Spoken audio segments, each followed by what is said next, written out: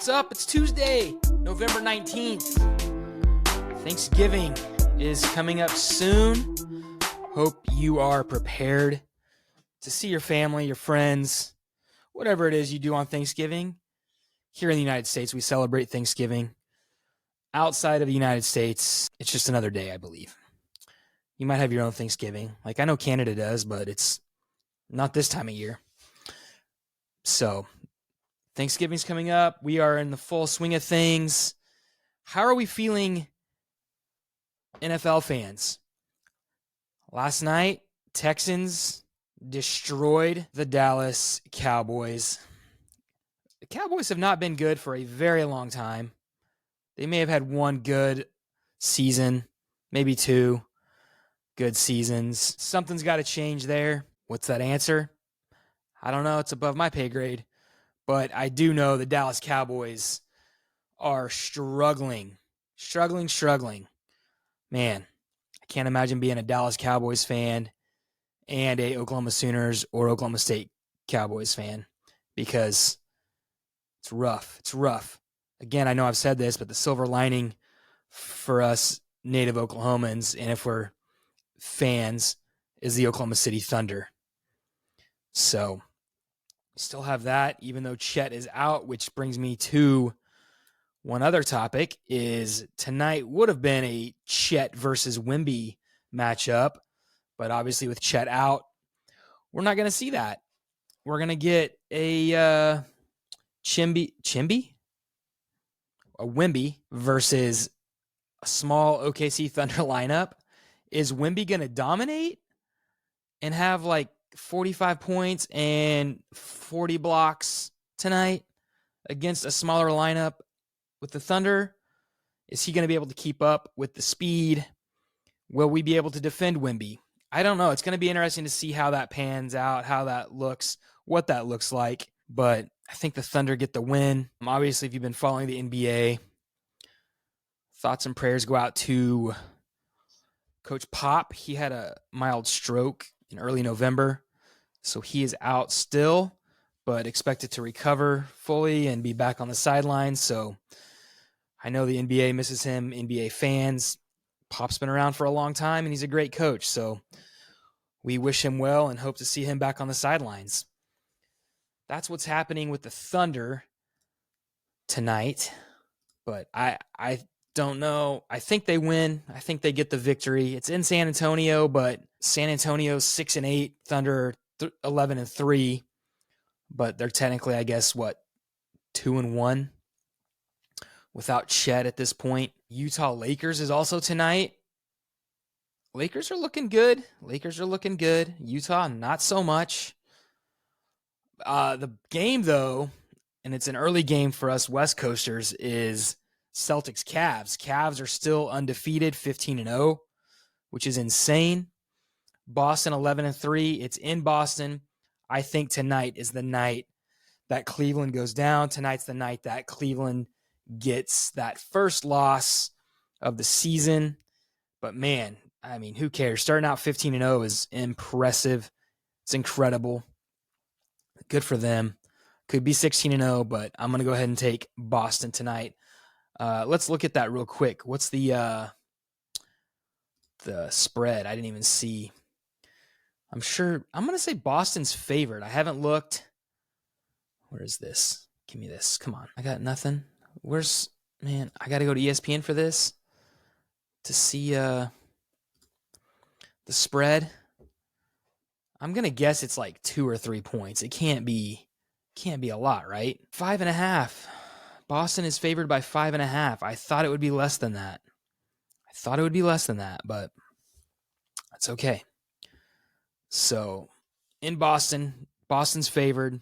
Should be a good game. Now I'm doubting myself since everyone's picking Boston. Maybe Cleveland is going to win this thing. So that's what's happening in the NBA. NFL, I know I talked about the Cowboys a little bit, but also the Jets have fired their GM, Douglas. Their general manager, Joe Douglas, was fired this morning. very recently. I mean, I guess it looks like it just happened in the last like half hour. So I don't know what's going on with the Jets. They've got problems. They fired their coach 5 games ago or whatever that was, 5 games into the season, Soleil. And I don't think he was the problem because I think they're worse now than they were before. So there's something going on with the Jets organization. Is this going to fix it? Maybe not this season. I mean, that just seems interesting to do right now. I get it. People want to make changes. They want to do things. But there's something going on internally with the Jets that doesn't seem healthy. With firing their coach and now firing their GM. Who's next? Who is next to go? And who's making these calls? I know that's been a question. Everyone says it's Aaron Rodgers. Maybe it is, maybe it isn't. I don't know. But they're definitely not better with their new coach. So I guess maybe they can't fire another coach this year, so they have to fire the GM. Is that what is happening here? They already fired one coach. They can't fire a second coach again, so they fire the GM. Because it looks bad? I don't know. This doesn't look good either. So that's kind of wild. We'll see how that pans out because, I mean, I know a GM does do a lot of behind-the-scenes work, obviously, but not many games left in the season. Does it matter? Is it a concern? I mean, there's only 7 games left? Something like that? 6 games left? I'm not sure. Somewhere around there. So that's going to be interesting. We'll see what happens there. With the Jets, it's just a hot mess. What else is happening in the NFL? Anything else that I need to know about? You know, the Giants demote Jones to QB3. That's what this says. DeVito coming back. Tommy DeVito got some play. I think it was last year. Or was it 2 years ago? And his agent was all over the place. That was kind of fun. He's now behind. Giants coach Brian DeBall announced Monday that the struggling Jones will be New York's 3rd string quarterback going forward behind DeVito and Drew Lock, who will remain in the backup role. Wow. That's a big move, man. And I remember when he got drafted, the Giants fans at the draft just booed relentlessly after that pick of Daniel Jones. So, man, not good things happening in East Rutherford with the Jets and the Giants having some struggles right now going on. So, we'll see how DeVito does. I hope he does amazing. Be fun to see again.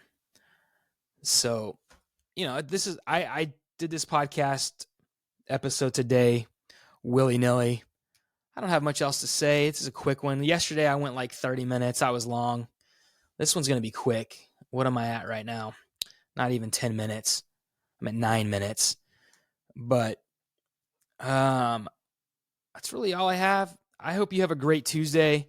There's not a lot of sports going on as far as I say that. There's always sports going on. That was dumb of me to say. There's no NFL today. We got a lot of good basketball, like I said, especially with the Cleveland Cavs versus the Boston Celtics. That'll be fun. I'm sure there's a random NCAA football game tonight. Let's check that out real quick. Tuesday, November. We got Akron at Kent State.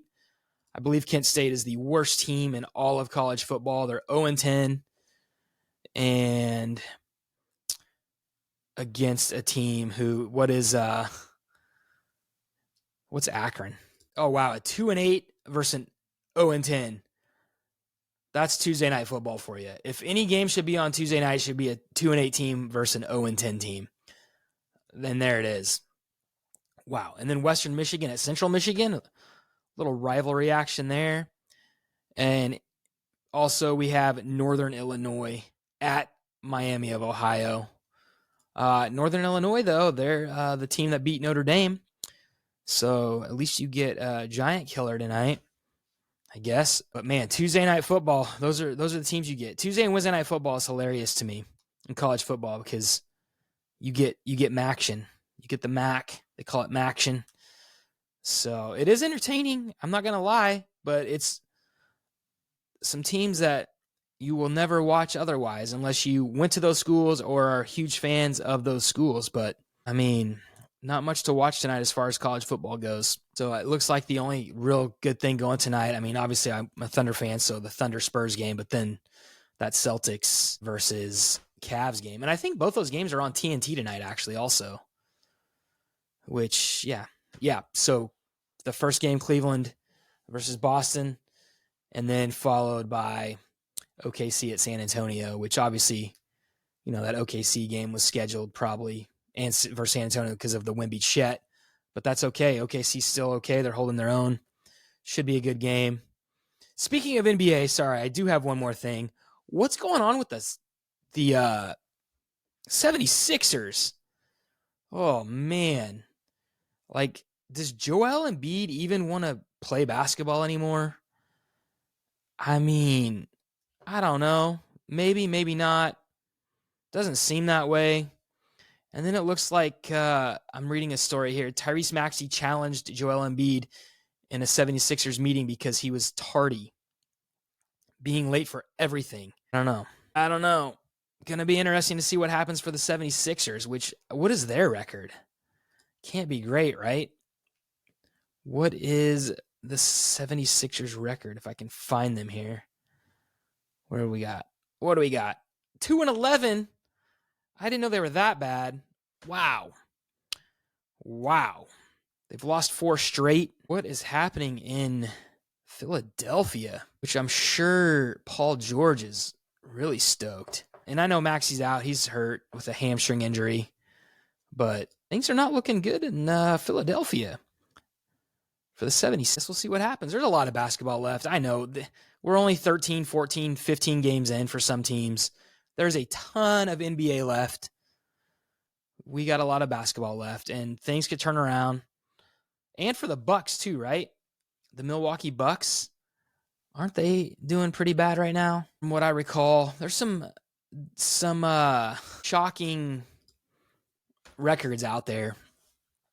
The Bucks are 5-9. That's shocking. The 76ers 2-11, which also that 2-11 for the 76ers is tied for the worst record in the NBA with the Washington Wizards. Man, anyone else really shocking? Pelicans 4-10, Spurs 6-8.